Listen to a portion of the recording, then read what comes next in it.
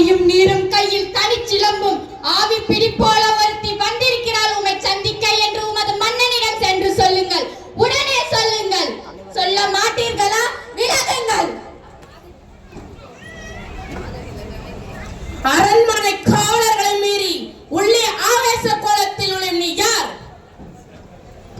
ஆயிர் கடைமணி நெடு நான் நடுங்க ஆவின் கடைமணி உகுநீர் நெஞ்சி சுட தான் தென்னரும்பெறல் புதல்வனை யாழியில் மடித்தோர் பெருமே புகாரன் பதியே ஆபுன் ஏசா சிறப்பின் இசை வேக பெருங்குடி மாசாத்து வாணிகனின் மகனை ஆகி வாழ்தல் வேண்டி உள்வினை திறப்ப சுருகல மன்னா நின்னகர் புகுனின் என் காற்சிலமே பகதல் வேண்டி நின் பார் கொலைகளப்பட்ட கோவலனின் மனைவி நான் கண்ணகி என்பது என் பேர்.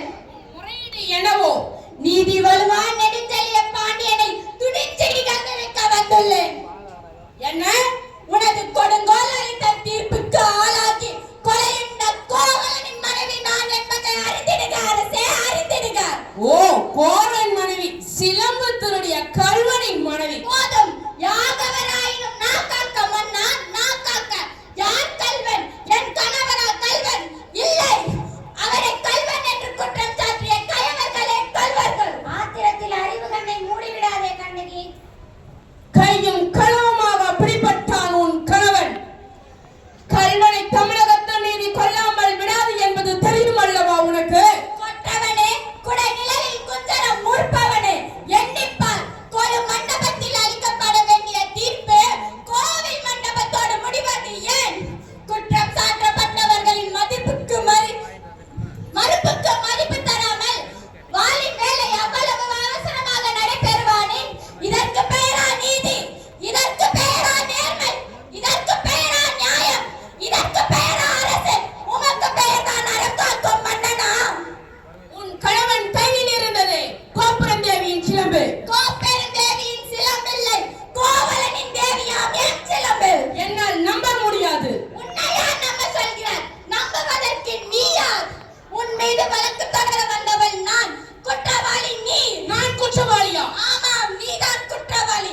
அதனால் தீர்ப்பளிக்கும் உரிமை உன்னிடத்தில் இல்லை. இதோ இங்கு கூடியுள்ளார்களே அடம் கூறும் சான்றோர்கள், இவர்கள் கூறட்டும் நல்லதொரு தீர்ப்பை.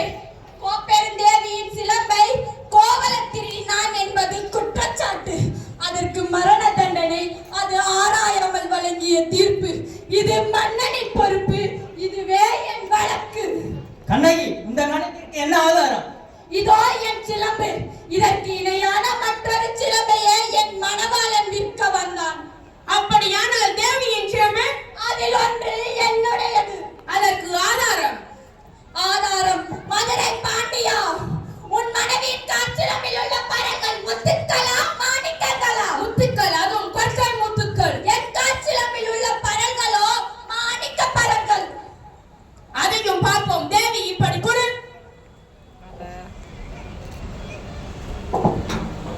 பார்த்தாயா? முத்துக்கள், அதுவும் கொற்கை முத்துக்கள். அடுத்த சிலம்பு தேவி.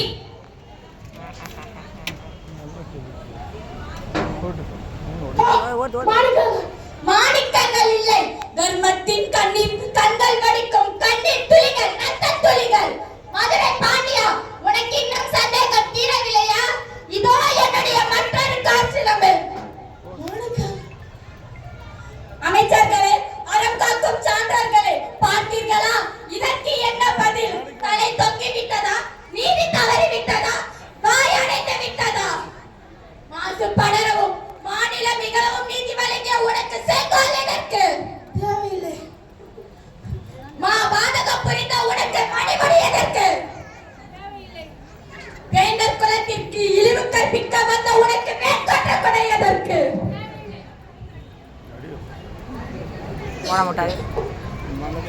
தாயே, தமிழே, தாயகமே, என்னை மன்னித்து விடம்மா, என்னை மன்னித்து விடம்மா.